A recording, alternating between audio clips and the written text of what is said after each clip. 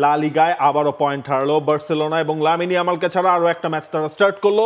সিজনে যেটা হয়েছে লামিন ইয়ামাল যেদিন নেই সেদিনে বার্সেলোনার পয়েন্ট হারানো, এই ম্যাচেও আসলে সেটাই হলো। সেল্টা ভিগোর সাথে 2-2 গোলে ড্র করেছে বার্সেলোনা। ম্যাচের শুরুতে রাফিনিয়া 3 গোল করলেন, এরপর আমরা দেখলাম লেভানডফস্কি তার গোল 61 মিনিটে।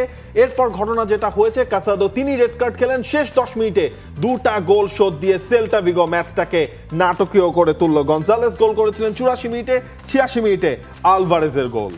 এই জায়গায় যখন 81 মিনিটে রেড কার্ড দেখে কাসাদো মাঠ ছাড়লেন, এর খানিকক্ষণ বাদেই আসল ঘটনার শুরু। এই ছবিটা অবশ্য অন্য জায়গায়, আমরা বলবো ওই ছবির গল্পটা কি। এরপরে কাটাঘাট 2 মিনিটের ব্যবধানে 2 গোল করে সেল্টা ভিগো বার্সেলোনাকে মাটিতে নামিয়ে নিয়ে আসলো। এবং এইরকম একটা হারের পরে, হার বলছি মানে যে ড্রটা আসলে বার্সেলোনার কাছে হারের মতোই মনে হবে, সেই ম্যাচটার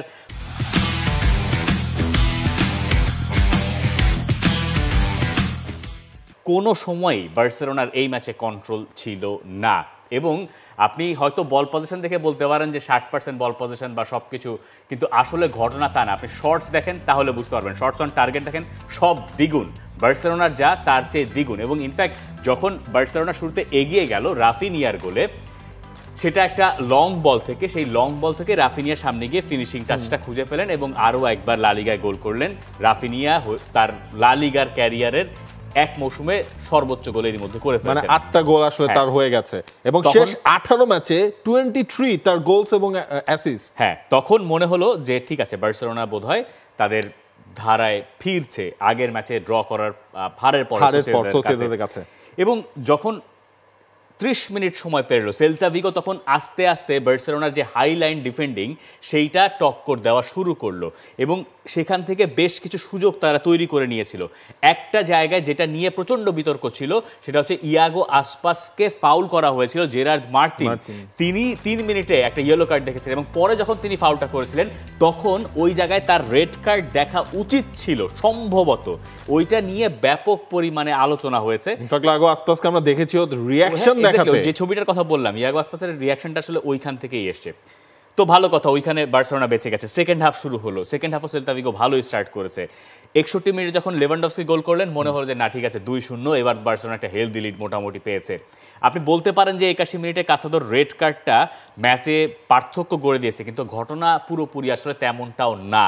অন্তত পক্ষে বার্সেলোনার কোচ সেরকমটা বলছেন। এখন কথা হচ্ছে যে 81 মিনিটের যে রেড কার্ডটা কাসাদো দেখেছেন, এইটাও কিন্তু হাইলাইন ডিফেন্ডিংয়েরই একটা অংশ।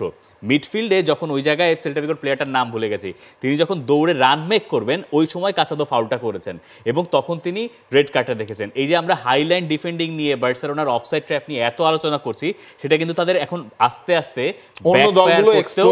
ব্যাকফায়ার করতেও আস্তে আস্তে শুরু করেছে।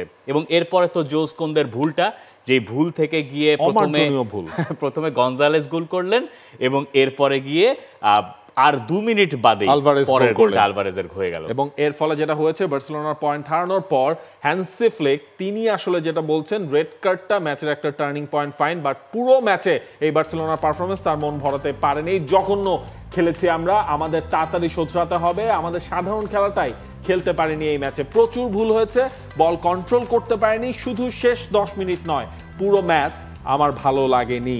ওই ম্যাচের শুরু থেকে শেষ পর্যন্ত বার্সেলোনার খেলার ওই ফ্লেয়ারটাই তিনি মিস করেছেন, সেটার কথাই আসলে তিনি বলেছেন। এখন কথা হচ্ছে যে এই বার্সেলোনা দলটা কি 17 বছর বয়সী লামিন ইয়ামালের উপরে এত বেশি নির্ভরশীল যে লিগে এখন পর্যন্ত যে 3টা ম্যাচ আপনি জিততে পারেন নাই, 3টা ম্যাচই আপনি লামিন ইয়ামালকে ছাড়া আপনার খেলতে হয়েছে। তার মানে আপনি যত ম্যাচ জিতেছেন লা লিগায় সবই আপনি লামিন ইয়ামালকে সহ জিতেছেন। এইটা কি বার্সেলোনার মতো ক্লাবের জন্য খুব শোভনীয় কিছু? দেখেন, ইনফ্যাক্ট হচ্ছে কি এর ফলে যেটা হয়েছে, এই লা লিগা শিরোপা রেসটা কিন্তু আরো ক্লোজ হয়ে গেছে। বার্সেলোনা এই যে 2টা ম্যাচে আপনি হিসাব করেন, এর আগে সোসিয়েদাদের সাথে 3টা পয়েন্ট হারলো, এই ম্যাচে তারা 2টা পয়েন্ট হারলো, 5টা পয়েন্টে কিন্তু তারা লিড ক্লিয়ারলি এগিয়ে নিতে পারতো রিয়াল মাদ্রিদের থেকে, সেটা হয়নি। এবং এই ম্যাচে যখন হচ্ছে গিয়ে আপনার পুরো ম্যাচে ওই মোমেন্টসের জন্য আপনি হচ্ছে গিয়ে ফোকাসটা আপনার হারিয়ে যায়, তখনই কিন্তু এই সব ধরনের ঘটনাগুলো ঘটতে থাকে।